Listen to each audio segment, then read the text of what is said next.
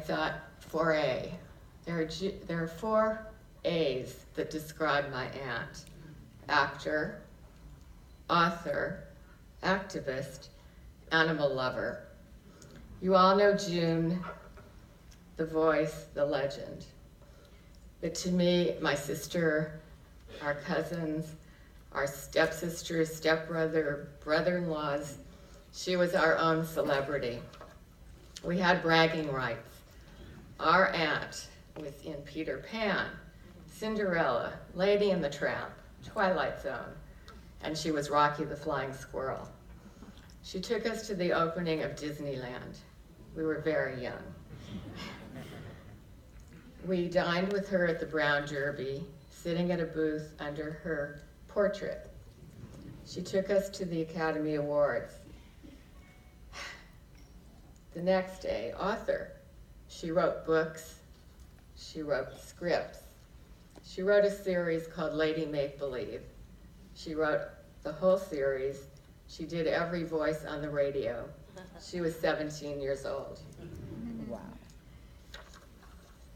She went on to write animated feature films, treatments for shows, many articles, books, and her autobiography with Mark Evanier. She was so articulate that many times I'd have to run to the dictionary to understand her words. 3rd A, activist. You've heard about her work with the SIFA and the Annie Awards. What you may not know is in the late 60s, she decided that beef prices were being manipulated. She led a boycott. She got people to stop buying beef. Well, when the government got heard about that, they audited her every year, the IRS, for 10 years. That put a stop to it. But when she sunk her teeth into an issue, she was like a pit bull. Which brings me to the next A, animal lover. She not only owned pit bulls, everything from cats to dachshunds, but when she got together with her beloved husband, Hobart Donovan, she not only became Irish by osmosis, but she became the owner of 2 Great Danes, each of whom, if a dog can be a whom, I don't know, weighed more than she did. Often she would have dinner parties, and the Danes could and did reach food from the buffet table, much to the horror of her guests. But there is a 5th A. She was an unapologetic atheist.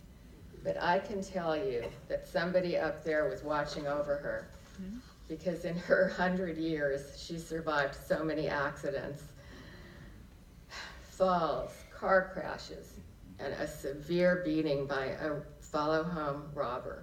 Oh, no. It was a couple of days before we were supposed to attend the nominees luncheon, and I told her I was so sorry that we weren't going to make it. And she said, "What do you mean? We're going." So, bruised and bandaged, she took me to the luncheon, and she had a very scary story to tell. In the last few years, she was attended by 3 wonderful helpers, Judy Kearns, Rose Castile, and her dear friend, David Nimitz.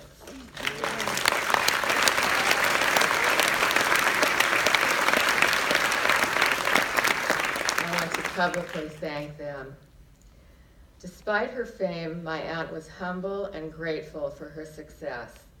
If she were here tonight, she would show how much she appreciated all of you being here to honor her.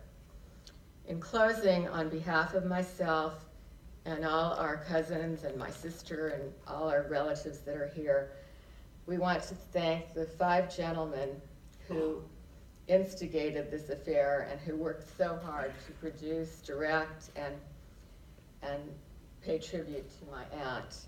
They are Mark Evanier,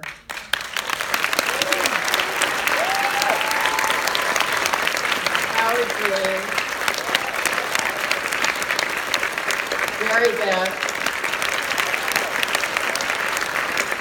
Bob Urban,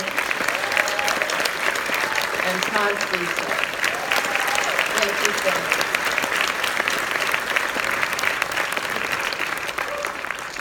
Thank you, Robin.